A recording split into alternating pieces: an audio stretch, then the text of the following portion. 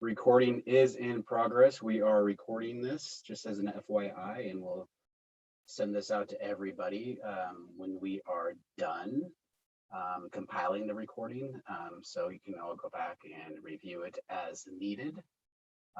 But again, my name is Perry DeJody. I'm the contracts administrator for the CPOP program. And also I have Adam with me. He is going to be going over and presenting a lot of the OregonBuys content.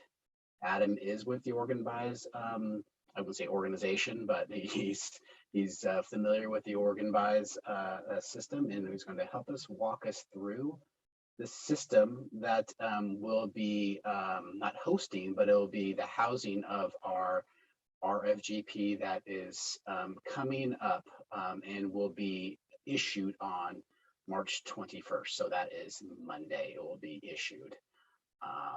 But again, in order to apply, I would like to remind everybody this, and we'll be keeping on coming back to this. In order to apply for the funding, you'll need to go into the OregonBuys system and register your organization, and Adam will go over that content and how to go ahead and do that.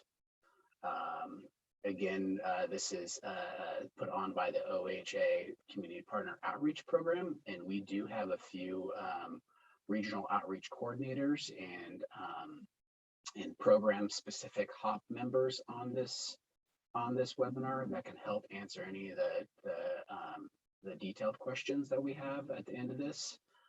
But yeah, this will be kind of a two-part type of presentation. The first part will be how your organization is going to register your organization through the OregonBuys system, and Adam will do a good job of walking you guys through that.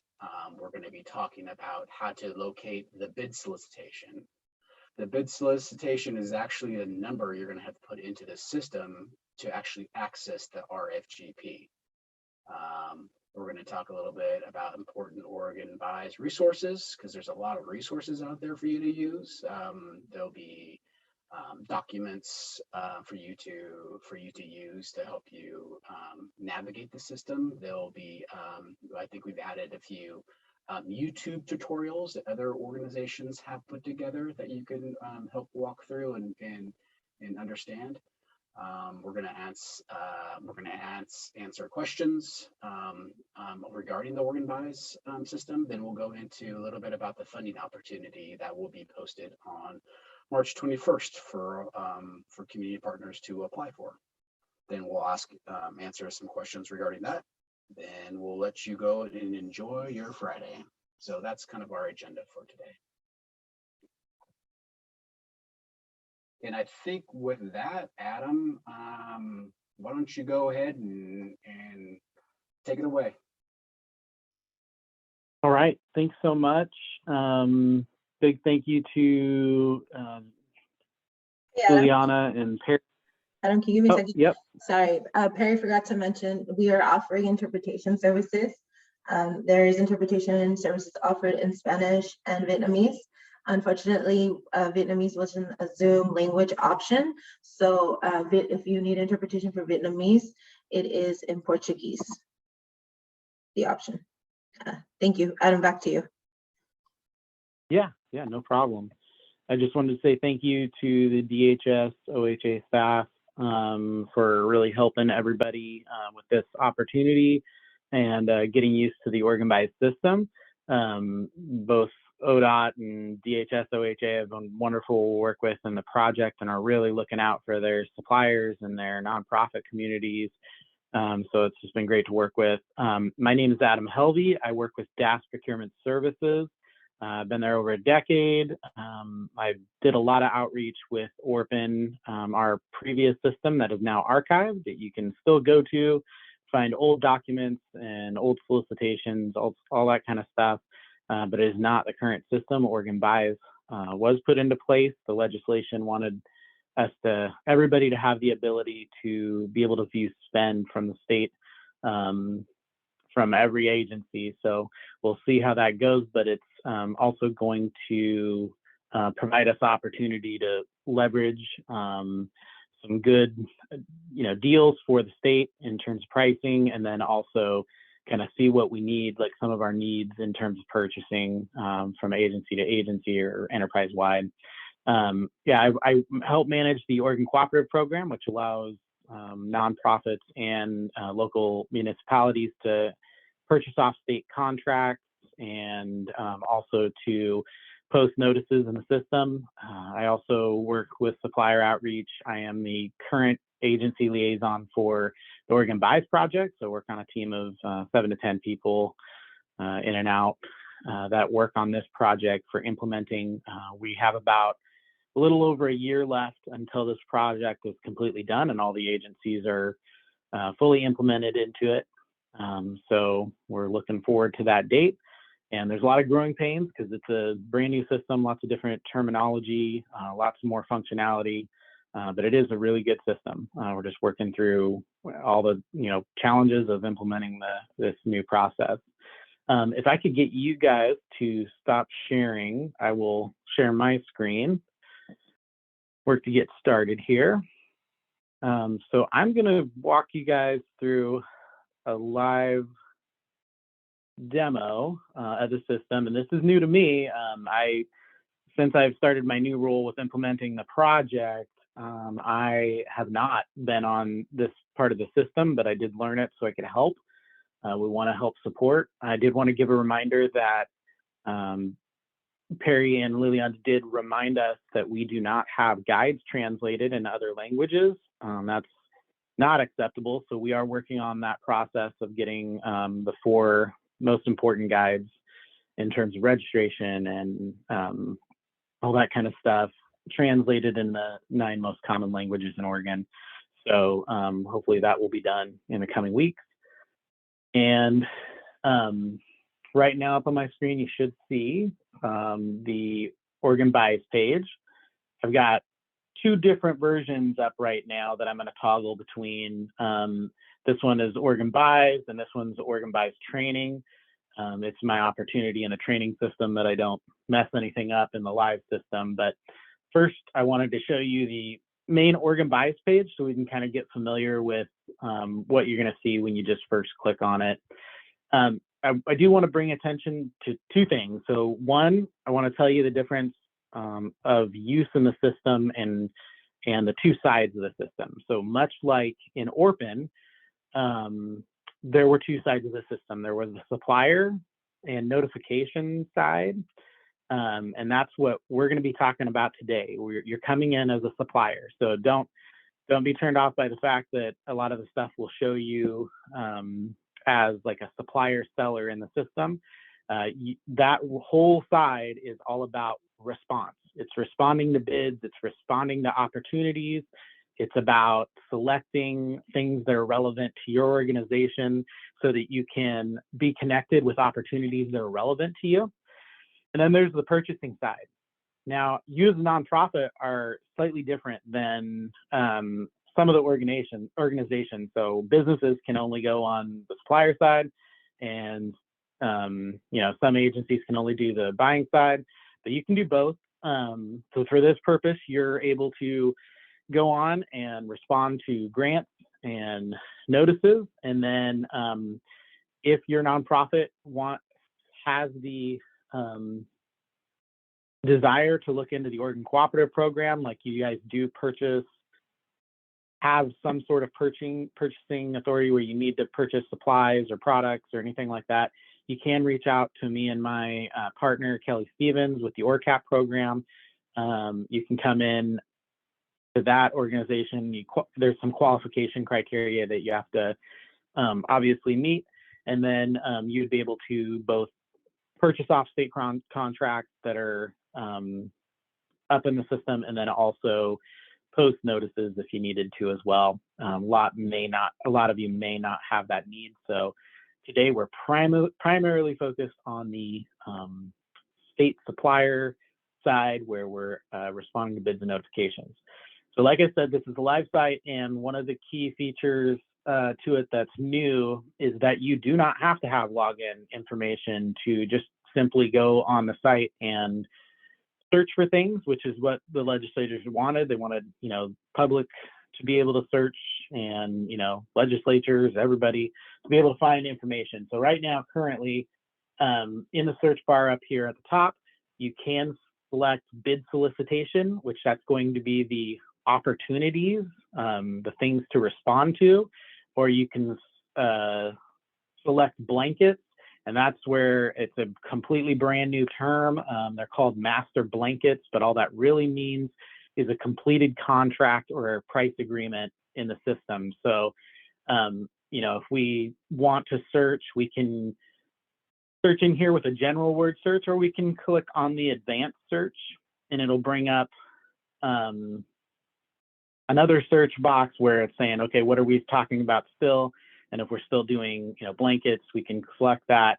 And there's this whole box of all the things that we can check for, even including expired agreements, selecting the state agency that they're under. So a whole bunch of stuff here. I'm not going to go too much into it because we'll look at the search function a little later. Just wanted to show you that first piece of the page. And then if we scroll down, there's some information down here in terms of some quick links. So we can quick link to open opportunities.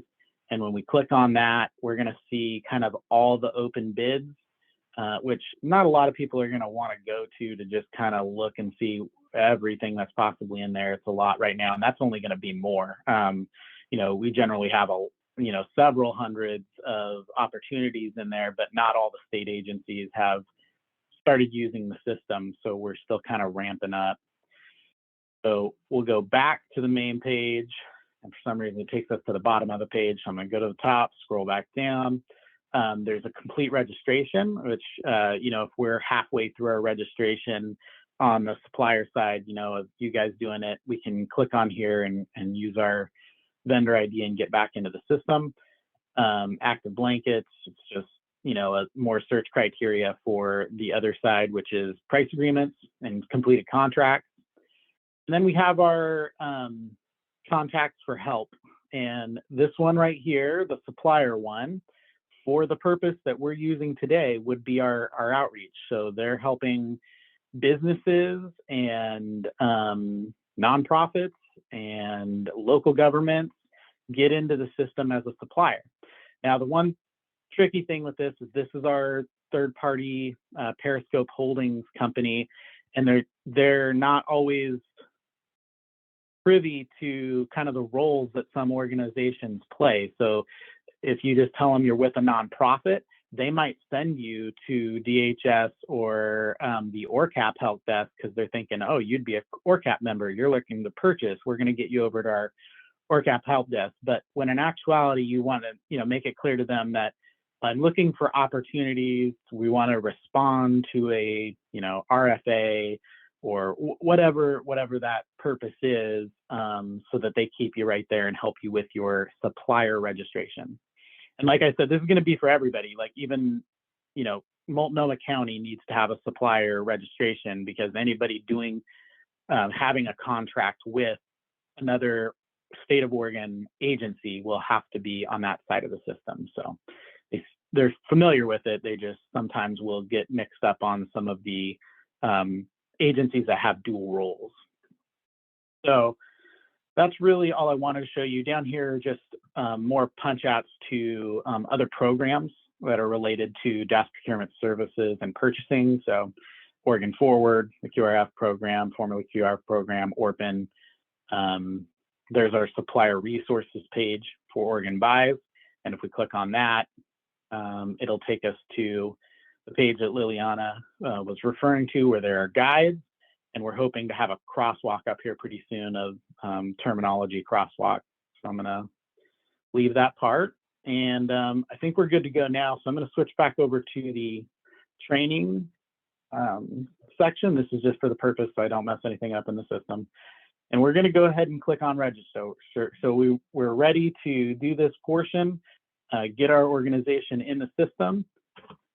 And we're going to put in a tax ID. I'm just going to put in part of my phone number, 836, and I know that's about as many digits as I need.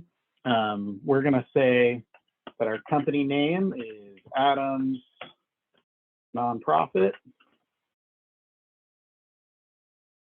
Kind of selfish because it's for the benefit of me. And then we're going to use the valid email address because I want to show you the automatic emails that are sent from the system. So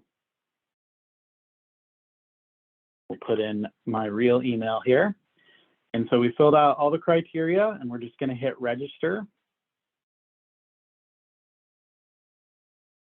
Now what's going to happen is it's going to bring us to the main page in OregonBuys for registration.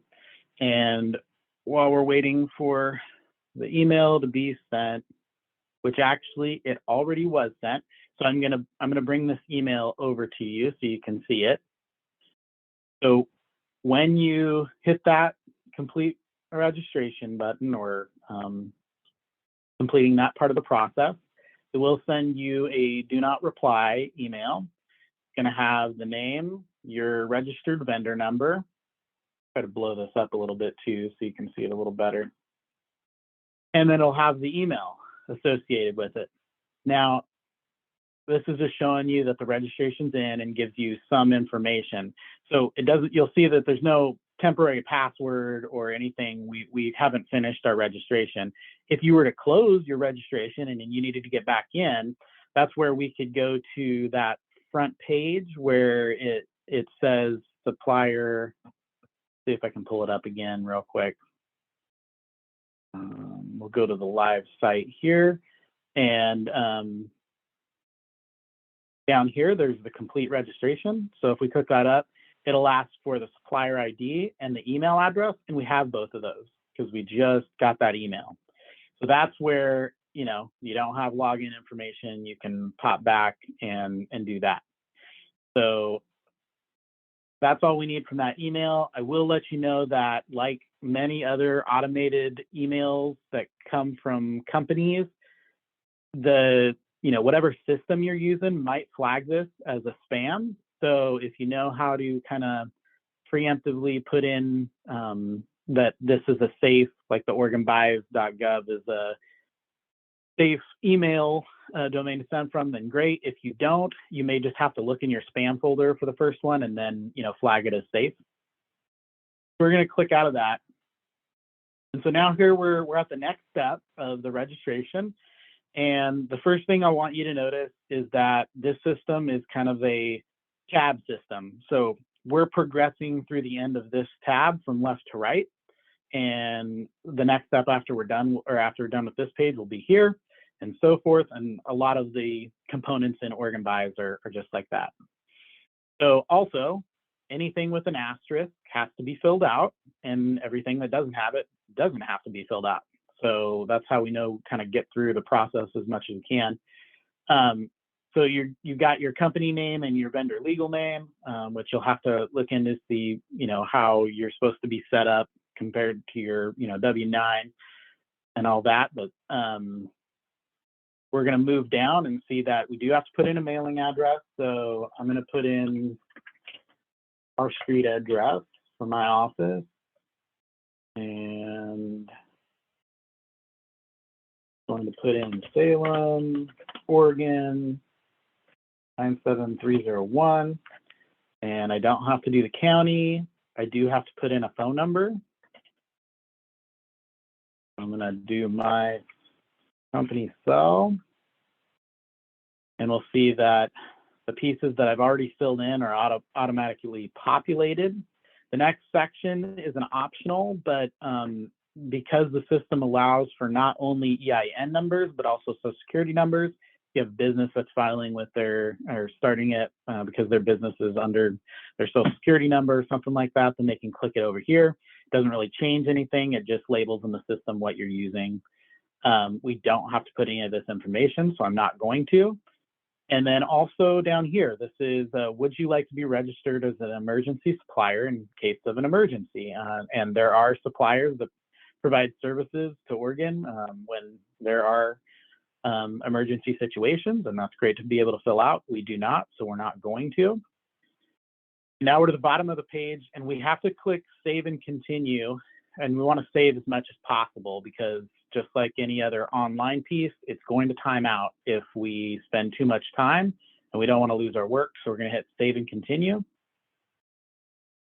And now we are on the administrator tab. This is kind of an important one that you need to think through, because this is going to be the person, and you can change it obviously later on, but this is going to be the person that you want to put in here that's going to be your kind of lead contact. I'm just going to put in program manager here. Don't have to do department, and I can go ahead and use the same email we set up the account with.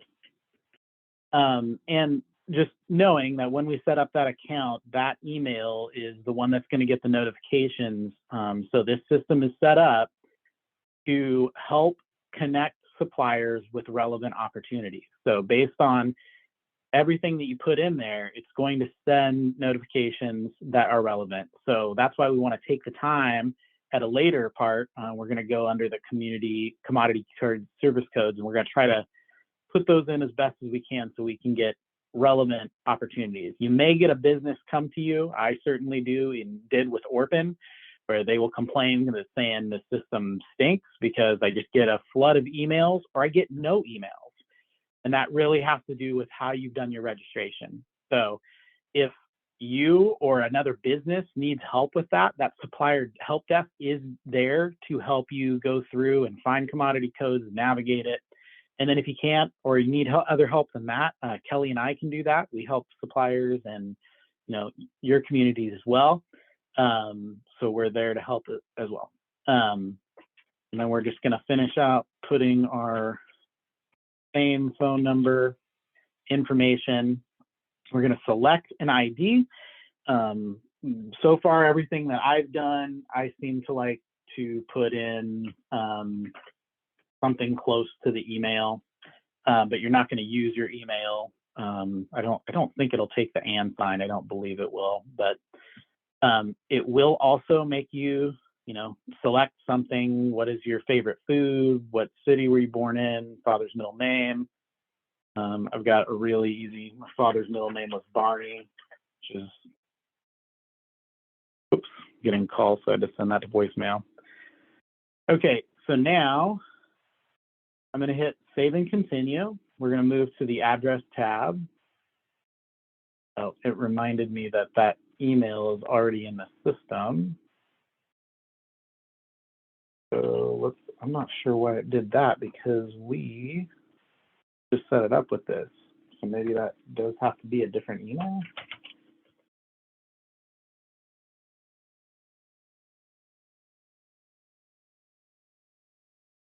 Well, generally you're supposed to be able to, I did have this morning, I had them delete this account with the same email that I used the other day we did it. So that could be the reason why it's not taking it, but it should take your same email that you set up with the account for your primary person. Oh, it says, oh, it's the login ID. I'm sorry.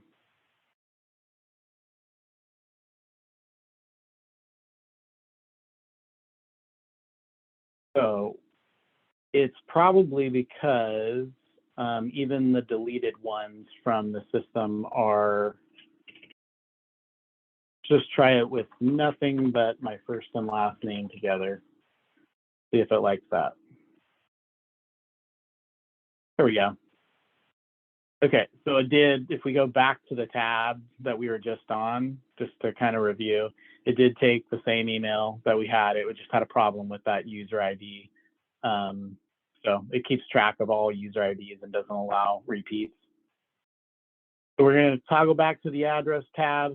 And we've already selected an address in the system as the main address for our office. So it's just showing to confirm. It also allows you to add another address. So in the case where you needed multiple locations put into the system, that's available. It is not necessary to do that at this time. We're just trying to get through the registration. So we're going to hit continue registration and go to the terms. The terms is more for a supplier that's looking to do business with the state. They can flag, what their payment terms and shipping method and shipping terms can. This is an optional piece. Even the suppliers themselves don't have to fill this out, and they can do it later. So we're just going to continue and skip this. So there's 2 tabs that we don't have to fill out. Now we're on to a 3rd tab that we don't have to really do much with. It's just categories and certifications. Just be able to put certifications that your company has that are necessary if certifications are mandatory for a certain price agreement or work that the state is looking for. So now we're going to select continue registration, and this is probably the most important tab for me, and one that I really have to help people with because it can be confusing. So most e-procurement systems like OregonBuys use a NIGP code system in which you're linking your office or business to specific commodities or service codes that say what you do. So for the purpose of today, we're a nonprofit. We're looking for ones relevant to nonprofit. We can either search like kind of using the drop downs by looking randomly at all the classes, which to me is not a great way to do it. So I'm going to click out of that, and I'm going to use the keyword search. And I'm just going to assume that, or not assume, we're going to say that, our nonprofit does supports children and youth programs. So I'm going to use the word youth, and I'm going to hit search, and it's going to bring the options down here. And I see that there are 2 that are flagged for summer youth program and youth care services. That sounds close enough. These are the ones that agencies are going to find and select if they're doing the same type of searches for that. And so what I'm going to select is, because I'm not done, I'm not going to just select one code or maybe even 2 and just say, okay, I'm good, let's move on to the next step. I want to add more because I want as many relevant opportunities, and just in case the analyst that's posting this, selects 2 or 3 that I don't have in my account, then I might not get that notification. So I'm going to take time to look at a few more. So we could be really general and just say child, or we could say child care. Let's just see what happens when we do just child. Okay, that was not specific enough. So it brought up everything under the sun. Let's try child care. Okay, so there are 2. There are child care services, including the food program. That sounds good. Child care management and operational. We're going to do that. And then we're going to, again, save and add more. And you don't have to find a ton of them. You just have to be aware that, the more you select, the more searches or more opportunities get emailed to you, and the less that come in. So think of anything else. Maybe we could say camp if we do a lot of camp programs for kids. No.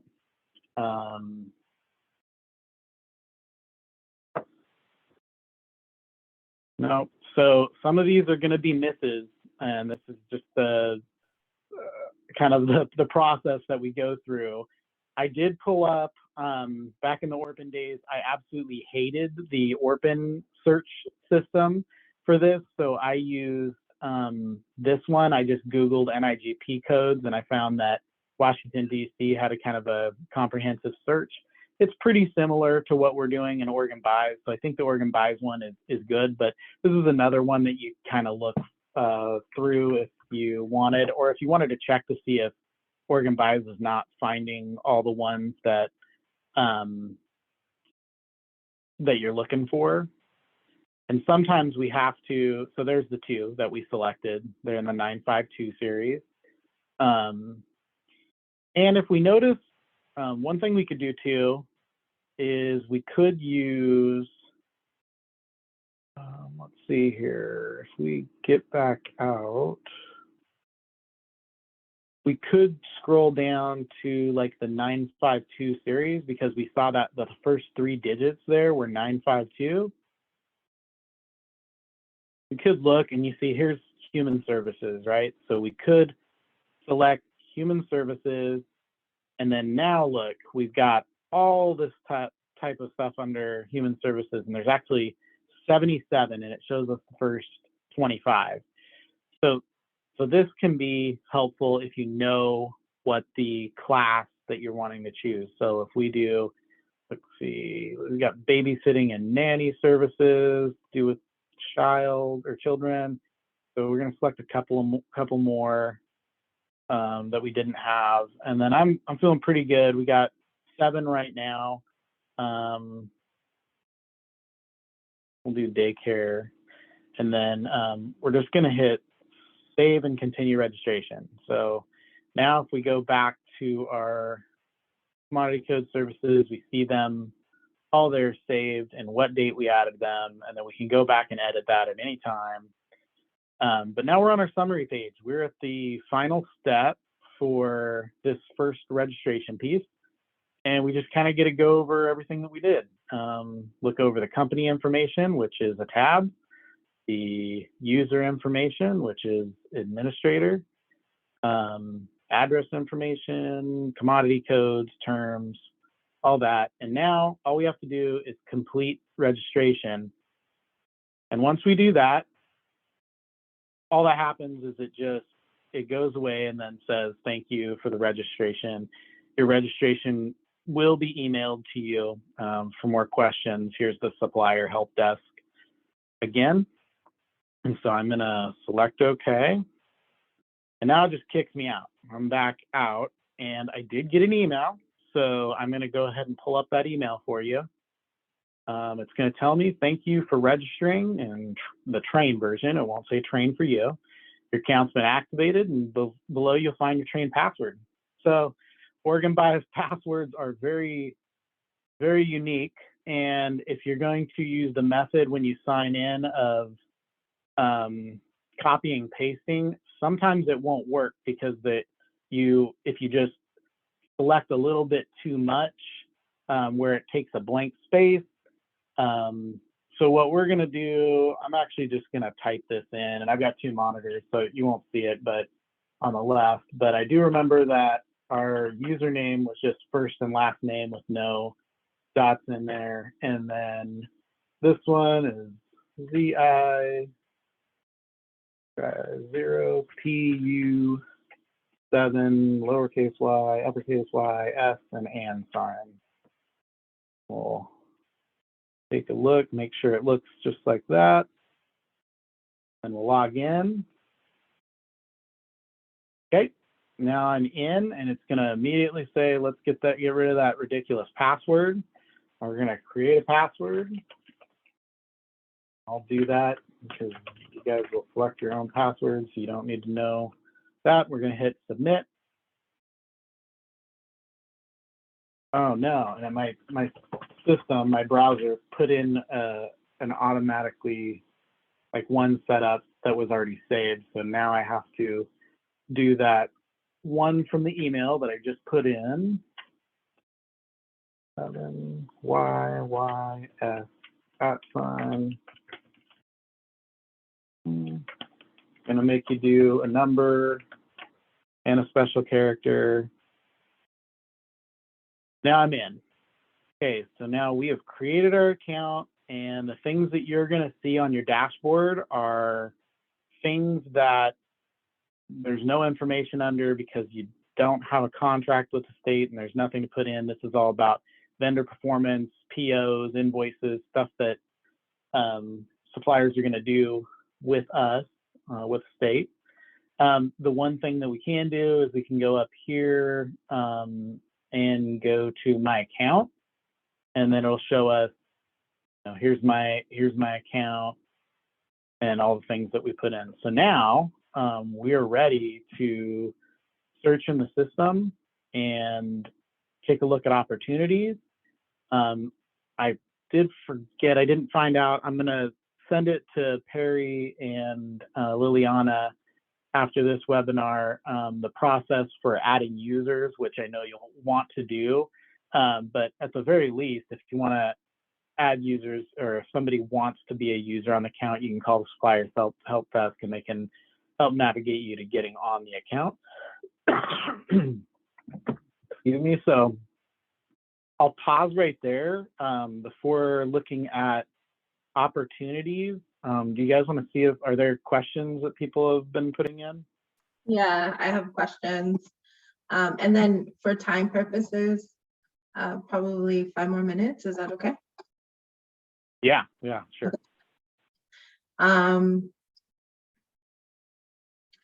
Let's see. Is this exclusively for nonprofits, or is this to be used by the public sector, Horry County as well?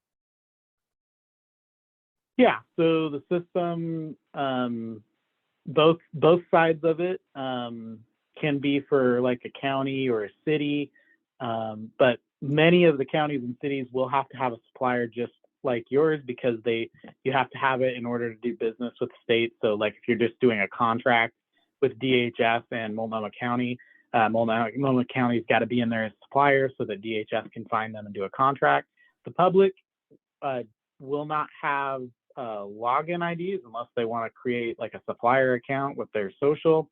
So, but they're free to browse through contracts and everything without having logins.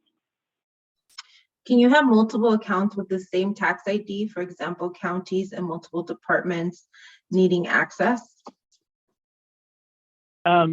So no and yes. So no, meaning like in Orphan, there sometimes, an agency like Multnomah County had like 20 or 30 under the same one. It was really confusing and we had to delete all. So this system will not allow another account to be made with the same tax ID. However, you can set up multiple like departments. The system's all about departments and locations. So you are able to set up another department or location under the account, and just users. You can just have as many users as you want in the system, but it will be under one single tax ID or EIN. Is there a better way to access or select NIGP codes? It might be helpful for orgs to know at least general list of NIGP codes that may fit this criteria, or at least that our RFGP gets emailed to interested orgs. Yeah, good question. I haven't come across any. We do just a lot of searching with the agencies or organizations. You might have some nonprofits out there, or some of the agencies that are doing it. Like I think DHS and OHA, I think you guys have recommendations for codes for a lot of your grants, I'm assuming. I don't know. Do you guys do that for them where you share what ones you use? No, we have not done that yet. Okay. So, I mean, other than what I kind of showed with these two, like the office contracting one where you do a search, I don't know of any where you just, like they say, nonprofits use these codes. I think you just really have to search for them and find the ones that are relevant to you, and we can help you if you get stuck. So. Thank you, Adam. And I, on the slides, have your contact information. I'll post them up right now. Okay. Did you want me to real quick to show the searching for the bid agreements for the bids? Yeah. So if we go back out to the main page, we can select. I mean, one way you could do it is just doing solicitations.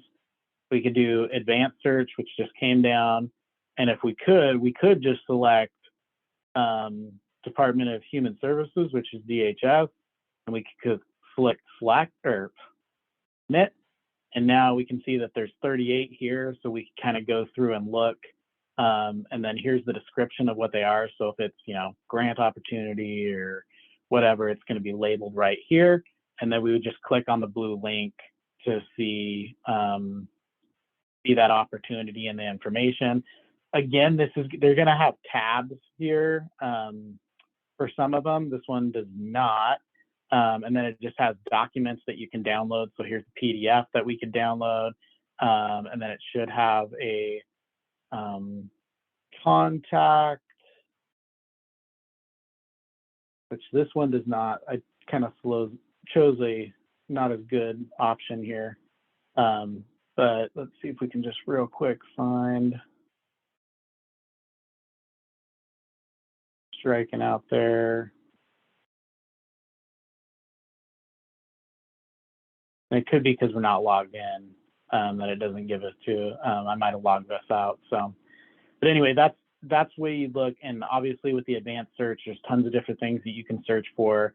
You may have tips from them that, you know, find it this way or using the search information, but really that's how you look, and you just click on it and find the information inside. And there's usually a contact saying, you know, this is the person to contact for information about this posting. I know you guys are on time limit, so I can stop sharing. Sorry if I can unmute myself. Thank you so much. I don't see any questions in the chat box, but if there's more questions, I'll make sure to email them to you. Can everyone see my slide? Okay. Yes, we can see it. Okay, perfect. And here's Adam's copy. Sorry about that.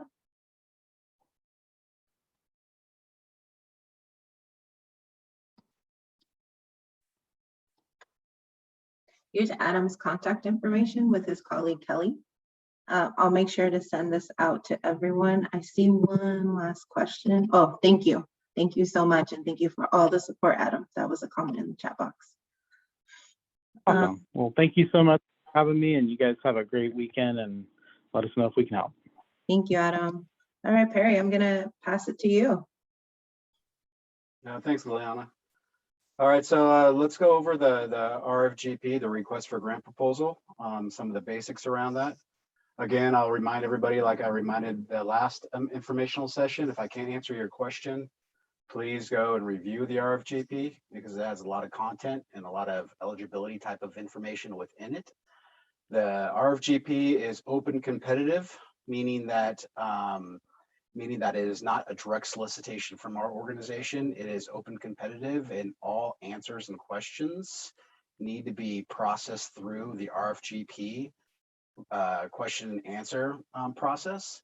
And that is so everybody can see an answer and everybody can see, everybody can see the question and everybody can see the answer equally at the same time. So again, it is an open competitive process, something that we have not been through since before COVID. So this is bringing this back to light that everybody will have an open competitive proposal that is going to be coming in. It is going to be reviewed and graded by a team. The team will consist of some of our ROCs and some outside individuals outside of our program to review and grade them.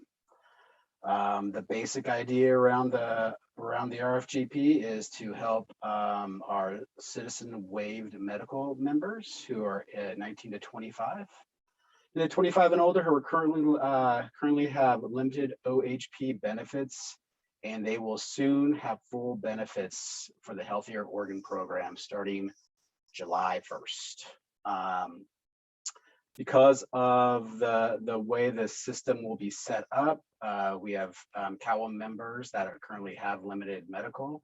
They will be auto-enrolled and converted to what is called OHP Healthier Oregon Program Medical. And because of that, there's not going to be a lot of enrollment that will need to be done. The majority of the work will be system navigation for these members, how they understand their healthcare, how they access it, how they utilize it, in all the different aspects of the OHP healthcare system. And again, application assistance and outreach will be very limited. So a lot of this, again, is going to be system navigation, i.e. casework for a lot of our application assisters doing this work. There's going to be up to about 20 grants, and that is going to be in between 250 to 350. And yes, you can apply for less than 250 and have that as part of your proposal of your budget. That is not a problem. It's going to be around a 14-month period. Grants will be effective May 1, going all the way through the end of the state biennium, June 30th of 2023. Yep. The RFGP, the request for grant proposal, will be issued March 21st. It will be issued on Monday. When that does get issued on Monday, I'll get a bid proposal or bid solicitation number that Adam talked about. And that is where you can actually go into the system and actually find the RFGP. The RFGP will close on the 25th, and we'll get a notice of award out on May 23rd, and grants will be effective May 1. Again, and within this portion of the RFGP, there will be a process where you can ask any questions you might have, and we'll answer those questions. For now, until Monday, I will be the point of contact for any questions, comments, or concerns. And when this does get issued on Monday, there will be an Office of Contracts and Procurement individual that will be a point of contact, and that will be within the OregonBuys system. Again, I think it's good to note that if you don't know if you're going to apply or not apply, you do not have to register your organization. You can go in there and first just view the RFGP without registering your organization. And if this does apply to you, then you can go ahead and move forward, register your organization, and start the process to creating a work plan proposal and budget and submitting it through the OregonBuys system. Questions? I have one question. Can organizations partner to submit a proposal? If yes, how can we locate organizations that desire to partner to work with them? Yeah, you can. One proposal will be accessed. If it's an organization of two, there'll be one proposal that will need to be coming in. And I would say if you don't know who you're working with and how this work is done, I would again kind of look internally around you. That's a question for your organization itself to go ahead and look into. Can people be referred that need assistance? I'm not really tracking that question. I think that has to do more with the grant program.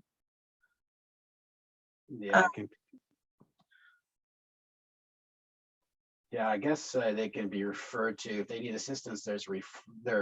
We'll go over resources within the OregonBuys system, which where they can, if they need assistance, they can access those helplines and they can get assistance there. That's what you're talking about. Ali, can you unmute yourself? We're not quite understanding the question. Yeah, sorry. I'm wondering how will people be referred? Like, say we get this grant, how do we receive referrals for people that need assistance navigating the Oregon Health Plan? Yeah, we're still. Go ahead, Liliana. Sorry. That's a great question. I think right now we are not able to answer that question. It's more of like when the grant is live and active and we have grantees, we'll provide more information on that part. I apologize. I wish we had more information. It's just right now we're just going to be talking about the RFGP process. Okay, thank you. Thank you. Our current CPOF grantees that are funded through June 30th of 2023 are eligible to apply for this RFGP. Yes. And then in the beginning, you said COWA members would be automatically put into a new program system. There was an auto enroll mentioned. That's the part I missed. Yeah. We're working on auto enrolling these individuals straight into the Oregon Health Plan, and we're currently working through that process, what it looks like, how we're going to get their information, and how we're going to possibly share with grantees. So there'll be more to come on that. We're still trying to define what that looks like. How will OHA inform the COWA community that they are auto enrolled in full OHP benefits, or is that part of navigation services? You want to answer that, Liliana?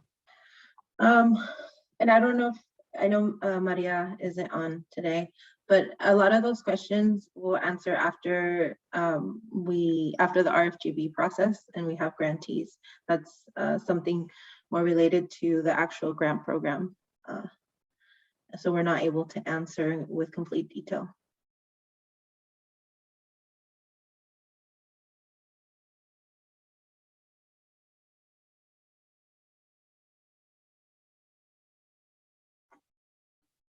Any more questions about the RFGP or questions about the OregonBuys and understanding how to register and how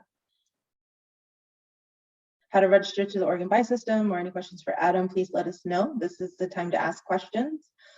So you can type it into the chat box or you can unmute yourself. Hi, can I ask a question verbally? Sure. Hi, my name is Lauren. Our organization, we work with immigrants and refugees, and we were thinking that we'd love to work with, incoming Afghan refugees, which is what we normally do. But I'm a little confused for this program specifically. It's more that we are matched with somebody who is working in a similar field that we serve and not necessarily our normal community. Does that make any sense? Yeah, that makes sense. What you'll need to do is, again, I would suggest you, when you get the bid solicitation number, read the actual content within what we are actually asking our our grantees to do. Mm-hmm. And if it applies to you, go ahead and feel free to submit a proposal. But I do understand what you're saying, and just read through the content within the RFGP. And if you have questions, you can ask them during the question and answer portion of the RFGP process. Great, thank you so much.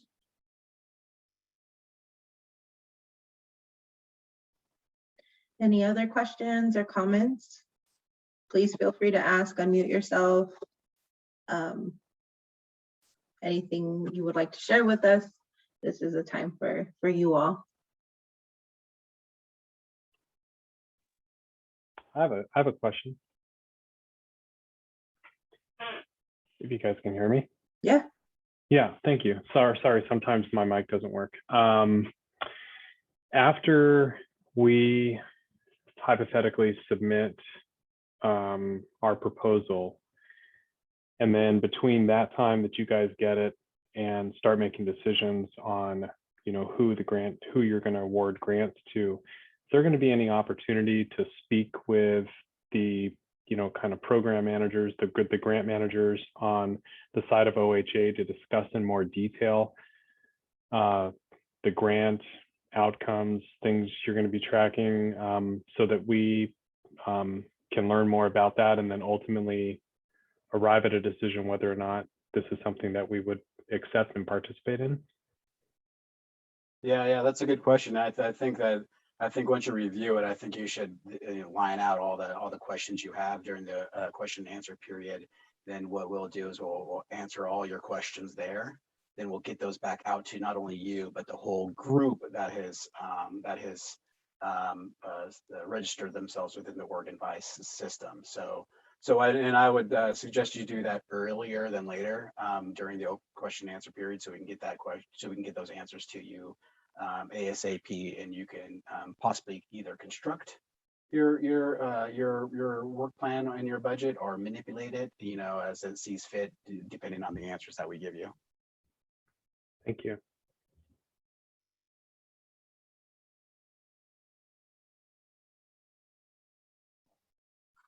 Any last questions?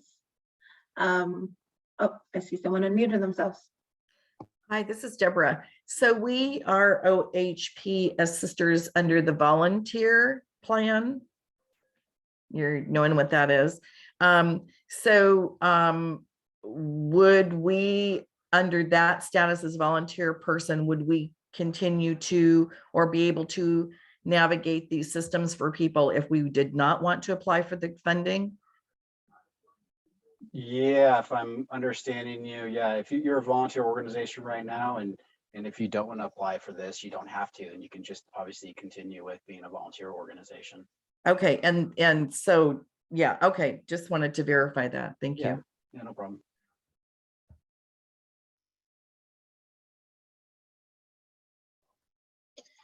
Thank you for your question. I will be working with Perry to send out the recording. We will send out all of the resources that we mentioned, or that Adam mentioned, on how to create an account with OregonBuys and how to select a bid and how to add more administrators to your OregonBuys, as well as the recorded presentation. But if there's no more questions, we will give you back your time. Please let us know. Perry is the contact person if there's anything else you'll need. I got one last question, Perry. Can an organization apply by itself, or do we need to collaborate with another organization? Yeah, organizations can apply it by themselves. That is not a problem.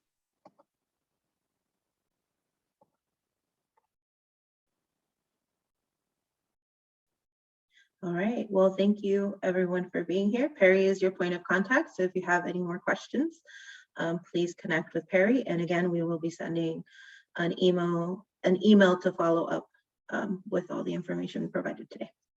Thank you so much. Have a great rest of your Friday.